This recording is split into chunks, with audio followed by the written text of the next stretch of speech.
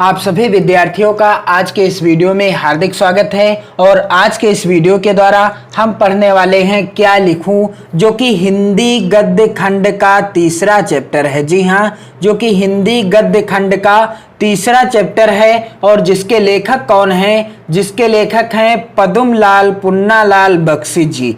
पद्मलाल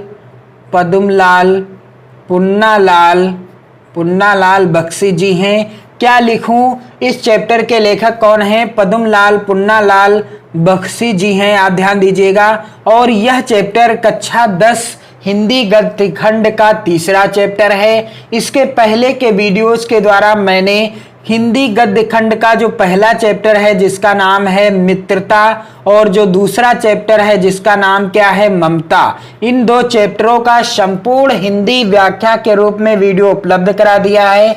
बिल्कुल आसान शब्दों में मैंने इन दोनों चैप्टरों की संपूर्ण हिंदी व्याख्या बताई है। आपको चैनल की प्लेलिस्ट में वीडियो मिल जाएंगे, आप देख लीजिएगा। 2023 बोर्ड परीक्षा की बेहतर तैयारी करने के लिए आप चैनल के साथ जुड़ सकते हैं, क्योंकि 2023 बोर्ड परीक्षा के लिए इस चैनल पर मैंने तैयारी कराना आरंभ कर दिया है। आप जुड़ सकते हैं और वीडियो को ज्यादा से ज्यादा शेयर करें, अपने मित्रों को भी इस चैनल के बारे में बताएं और चैनल के साथ जुड़कर बोर्ड परीक्षा की बेहतर तैयारी करें। तो चलिए बिना देरी किए हुए स्टार्ट करते हैं, पढ़ते हैं आज के इस वीडियो में क्या लिखूं, जो कि पद्मलाल पुन्नालाल जी के द्वारा लिखा गया चैप्टर है। और इस चैप्टर की सरल हिंदी व्याख्या क्या हो जाएगी।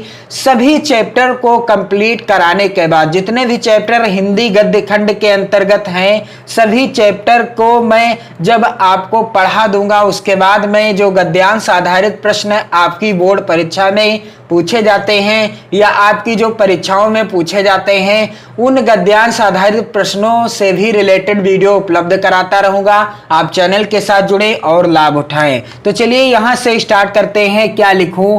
तो यहां पर पद्मलाल पुन्नालाल बख्शी जी क्या कहते हैं? मुझे आज लिखना ही पड़ेगा। अंग्रेजी के प्रसिद्ध निबंध लेखक एजी गार्डनर का कथन है कि लिखने की एक विशेष मानसिक स्थिति होती है। पद्मलाल पुन्नालाल बख्शी जी कहते हैं कि मुझे आज लिखना ही पड़ेगा। अंग्रेजी के प्रसिद्ध निबंध लेखक एजी गार्डनर का कथन है कि लिखने की एक विशेष मानसिक स्थिति होती है। उस समय मन में कुछ ऐसी उमंग सी उठती है, हृदय में कुछ ऐसी स्फूर्ति सी आती है, मस्तिष्क में कुछ ऐसा आवेग सा उत्पन्न होता है कि लेख लिखना ही पड़ता है। उस समय क्या होता है? मन में कुछ ऐसी उमंग उठती है, हृदय में कुछ ऐसी स्फूर्ति सी आ जाती है और मस्तिष्क में कुछ ऐसा आवेग उत्पन्न हो जाता है, ऐसा आवेग उत्पन्न हो जाता है कि लेख लिखना ही पड़ता है। उस समय विषय की चिंता नहीं रहती, और उस समय विषय की भी चिंता नहीं रहती है। कोई भी विषय हो, उसमें हम अपने हृदय के आवेग को भर ही देते हैं। हैट टांगने के लिए कोई भी खूंटी काम दे सकती है, उसी तरह अपने मनोभावों को व्यक्त करने के लिए कोई भी विषय उपयुक्त है। असली वस्तु है हैट, खूंटी नहीं। असली वस्तु क्या है? हैट, खूंटी नहीं। इसी तरह मन के भाव ही तो यथार्थ वस्तु हैं, विषय नहीं। जो हमारे मन के अंदर भाव होते हैं वही यथार्थ वस्तु हैं, विषय हमारा यथार्थ नहीं है। आगे क्या लिखते हैं पुन्नालाल जी?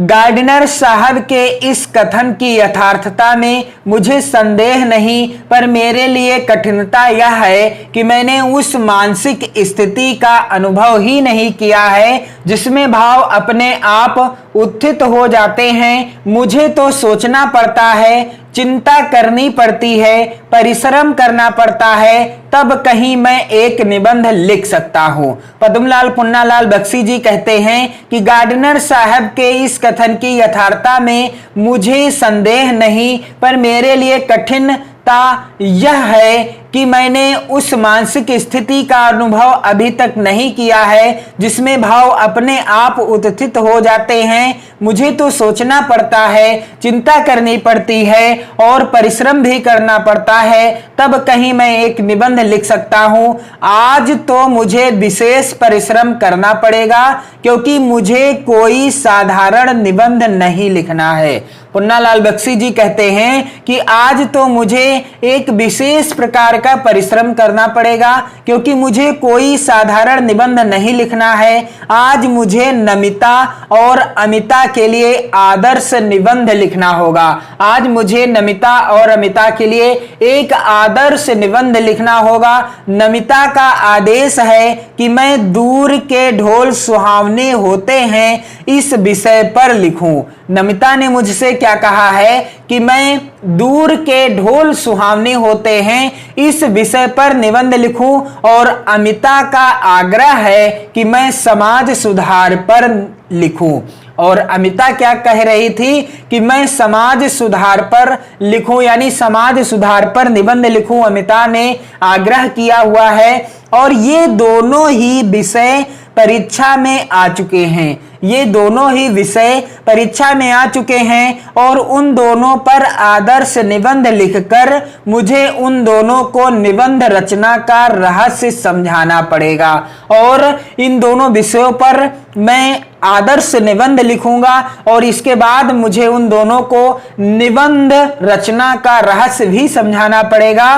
दूर के ढोल सुहावने अवश्य होते हैं, पर क्या वह इतने सुहावने होते हैं कि उन पर 5 पेज लिखे जा सकें? पुन्नालाल बख्शी जी कहते हैं कि दूर के ढोल सुहावने तो अवश्य होते हैं, पर क्या वह इतने सुहावने होते हैं कि उन पर 5 पेज लिखे जा सके। इसी प्रकार समाज सुधार की चर्चा अनादि काल से लेकर आज तक होती आ रही है और जिसके संबंध में बड़े बड़े विज्ञों में भी विरोध है, उसको मैं 5 पेज में कैसे लिख दूं? मैंने सोचा कि सबसे पहले निबंध शास्त्र के आचार्यों की सम्मति जान लूं। मैंने क्या सोचा कि सबसे पहले निबंध शास्त्र के जो आचार्य हैं उनकी सम्मत क्या है, उनकी सलाह क्या है, राय क्या है, पहले यह तो समझ लूं कि आदर्श निबंध है क्या और वह कैसे लिखा जाता है, तब फिर मैं भविष्य की चिंता करूंगा। पद्मलाल पुन्नालाल बख्शी जी कहते हैं कि पहले तो मुझे यह समझ लेना चाहिए कि आदर्श निबंध कैसा होता है, क्या होता है और वह कैसे लिखा जाता है, तब मुझे भविष्य की चिंता होनी चाहिए कि किस तरह से हमें निबंध लिखना है। इसीलिए मैंने निबंध शास्त्र के कई आचार्यों की रचनाएं देखी और इसीलिए मैंने निबंध शास्त्र के कई आचार्यों की रचनाएं भी देखी हैं। एक विद्वान का कथन है कि निबंध छोटा होना चाहिए। एक विद्वान ने कहा है कि निबंध कैसा होना चाहिए? छोटा होना चाहिए। छोटा निबंध बड़े की अपेक्षा अधिक अच्छा होता है। छोटा जो निबंध होता है बड़े निबंध की अपेक्षा अधिक अच्छा होता है, क्योंकि बड़े निबंध में रचना की सुंदरता नहीं बनी रह सकती, क्योंकि बड़े निबंध में रचना की जो सुंदरता होती है वह नहीं बनी रह सकती। इस कथन को मान लेने में ही मेरा लाभ है और मैं मान लूं कि निबंध छोटा होना चाहिए और यह मैं मान के चलूं तो मेरा लाभ भी है। इस कथन को मान लेने से मुझे छोटा ही निबंध लिखना है, बड़ा नहीं। मुझे कैसा निबंध लिखना है? छोटा ही निबंध लिखना है, बड़ा निबंध नहीं लिखना है। पर लिखूं कैसे? लेकिन अब बात यह आती है कि लिखूं कैसे। निबंध शास्त्र के उन्हीं आचार्य महादेव का कथन है कि निबंध के 2 प्रधान अंग हैं। निबंध शास्त्र के उन्हीं आचार्य महादेव का कथन क्या है कि निबंध के 2 प्रधान अंग होते हैं, सामग्री और शैली। सबसे पहला अंग कौन सा है? सामग्री। और दूसरा अंग क्या है? शैली। पहले तो मुझे सामग्री एकत्र करनी होगी। पहले तो मुझे क्या करना होगा? सामग्री एकत्र करनी होगी। विचार समूह संचित करना होगा और विचार समूह भी संचित करना होगा। इसके लिए मुझे मनन करना चाहिए और इसके लिए मुझे क्या करना होगा, मनन करना होगा। यह तो सच है कि जिसने जिस विषय का अच्छा अध्ययन किया है उसके मस्तिष्क में उस विषय के विचार आते हैं। यह सच है कि जिस किसी ने जिस विषय का अच्छा अध्ययन किया है उसके मस्तिष्क में, दिमाग में उसी विषय के विचार आते हैं। पर यह कौन जानता था कि दूर के ढोल सुहावने पर भी निबंध लिखने की आवश्यकता होगी। पर यह कौन जानता था कि दूर के ढोल सुहावने पर भी निबंध लिखने की आवश्यकता होगी। यदि यह बात पहले ज्ञात होती तो पुस्तकालय में जाकर इस विषय का अनुसंधान कर लेता, पर अब समय नहीं।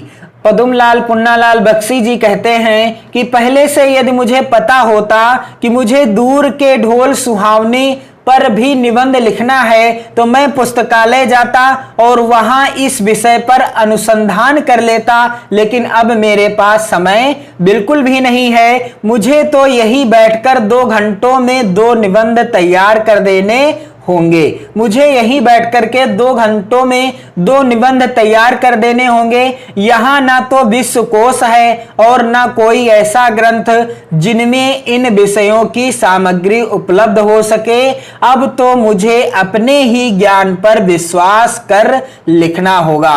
पद्मलाल पुन्नालाल बख्शी जी कहते हैं कि यहाँ ना तो विश्वकोश है और ना ही कोई ऐसा ग्रंथ है जिनमें इन विषयों की सामग्री उपलब्ध हो सके। विज्ञों का कथन है, विद्वानों का कथन है कि निबंध लिखने के पहले उसकी रूपरेखा बना लेनी चाहिए। विद्वानों का कथन है कि निबंध लिखने से पहले उसकी रूपरेखा बना लेनी चाहिए। अतएव सबसे पहले मुझे दूर के ढोल सुहावने की रूपरेखा बनानी है। मैं सोच ही नहीं सकता कि इस विषय की कैसी रूपरेखा है। विज्ञों का कथन है, विद्वानों का कथन है कि निबंध लिखने से पहले उसकी रूपरेखा बना लेनी चाहिए। अतः मुझे सबसे पहले क्या करना है, दूर के ढोल सुहावने इस विषय के निबंध की रूपरेखा बनानी है। लेकिन मैं सोच ही नहीं सकता कि इस विषय की कैसी रूपरेखा है। निबंध लिख लेने के बाद मैं उसका सारांश कुछ ही वाक्यों में भले ही लिख दूं, पर निबंध लिखने के पहले उसका सार 10-5 शब्दों में कैसे लिखा जाए। क्या सचमुच हिंदी के सब विज्ञ लेखक पहले से अपने अपने निबंधों के लिए रूपरेखा तैयार कर लेते हैं? एजी गार्डनर को तो अपने लेखों का शीर्षक बनाने में ही सबसे अधिक कठिनाई होती है। पद्मलाल पुन्नालाल बख्शी जी कहते हैं कि एजी गार्डनर को तो अपने लेखों का शीर्षक बनाने में ही सबसे अधिक कठिनाई होती है। एजी गार्डनर को अपने लेखों का शीर्षक बनाने में काफी ज्यादा कठिनाई होती है। उन्होंने लिखा है कि मैं लेख लिखता हूं।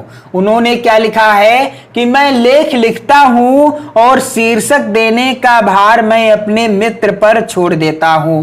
और शीर्षक देने का भार यानी उसका नाम क्या होगा, जो मैंने लेख लिखा है उसका नाम क्या होगा। एजी गार्डनर जी कहते हैं कि मैं उसका नाम रखने के लिए, उसका शीर्षक बताने के लिए अपने मित्र को चुनता हूं। उन्होंने यह भी लिखा है कि शेक्सपियर को भी नाटक लिखने में उतनी कठिनाई ना हुई होगी जितनी कठिनाई नाटकों के नामकरण में हुई होगी। एजी गार्डनर साहब लिखते हैं कि शेक्सपियर को भी नाटक लिखने में उतनी कठिनाई ना हुई होगी जितनी कठिनाई नाटकों के नामकरण में हुई होगी। अर्थात उनका नाम क्या रखा जाए, जितनी कठिनाई उन्हें हुई होगी उतनी कठिनाई शायद शेक्सपियर को नाटक लिखने में भी ना हुई होगी। तभी तो घबराकर नाम ना रख सकने के कारण उन्होंने अपने एक नाटक का नाम रखा जैसा तुम चाहो, इसलिए मुझसे तो यह रूपरेखा तैयार ना होगी। तभी तो घबराकर नाम न रख सकने के कारण उन्होंने अर्थात शेक्सपियर ने अपने एक नाटक का नाम क्या रखा था, जैसा तुम चाहो। इसलिए मुझसे तो यह रूपरेखा तैयार न होगी। पद्मलाल पुन्नालाल बख्शी जी कहते हैं इसलिए मुझसे तो इसकी रूपरेखा तैयार ही नहीं होगी। किसकी? दूर के ढोल सुहावने इस विषय के निबंध की रूपरेखा मुझसे तैयार नहीं हो पाएगी। अब मुझे शैली निश्चित करनी है। क्या कहते हैं पद्मलाल पुन्नालाल बख्शी जी कि अब मुझे शैली निश्चित करनी है। आचार्य महादेव का कथन है कि भाषा में प्रवाह होना चाहिए। इसके लिए वाक्य छोटे छोटे हों पर एक दूसरे से संबंध हो। आचार्य महादेव का कथन है कि भाषा में प्रवाह होना चाहिए और इसके लिए वाक्य छोटे छोटे हों पर एक दूसरे से संबंध हो। यह तो बिल्कुल ठीक है, मैं छोटे छोटे वाक्य अच्छी तरह लिख सकता हूं, पर मैं हूं मास्टर। मैं क्या हूं? पद्मलाल पुन्नालाल बख्शी जी कहते हैं कि मैं तो एक शिक्षक हूं, मास्टर हूं। कहीं नमिता और अमिता यह ना समझ बैठें कि मैं यह निबंध बहुत मोटी अक्ल वालों के लिए लिख रहा हूं। अपनी विद्वता का प्रदर्शन करने के लिए, अपना गौरव स्थापित करने के लिए यह आवश्यक है कि वाक्य कम से कम आधे पृष्ठ में हो तो समाप्त हो। यह क्या आवश्यक है? अपनी विद्वता का प्रदर्शन करने के लिए, अपना गौरव स्थापित करने के लिए यह बहुत ही ज्यादा आवश्यक हो जाता है कि वाक्य कम से कम आधे पृष्ठ में हो तो समाप्त हो। बाण भट्ट ने कादंबरी में ऐसे ही वाक्य लिखे हैं। वाक्यों में कुछ अस्पष्टता भी चाहिए, क्योंकि यह अस्पष्टता या दुर्बोधता गांधीर्य ला देती है। इसलिए संस्कृत के प्रसिद्ध कवि श्री हर्ष ने जानबूझकर अपने काव्य में ऐसी गुत्थियां डाल दी हैं जो अज्ञों से न सुलझ सकें, और सेनापति ने भी अपनी कविता मूढ़ों के लिए दुर्बोध कर दी है। तभी तो अलंकारों, मुहावरों और लोकोक्तियों का समावेश भी निबंधों के लिए आवश्यक बताया जाता है। तब क्या किया जाए? तो आज के इस वीडियो में मैं आपको इतने ही चैप्टर की सरल हिंदी व्याख्या बताऊंगा और शेष चैप्टर की व्याख्या मैं आपको अगले वीडियो में दूंगा। आप इस वीडियो को ज्यादा से ज्यादा मित्रों में शेयर करें और 2023 बोर्ड परीक्षा के लिए बेहतर तैयारी करने के लिए आप चैनल के साथ जुड़ें और मेहनत और लगन के साथ पढ़ाई करना स्टार्ट कर दें। जय हिंद।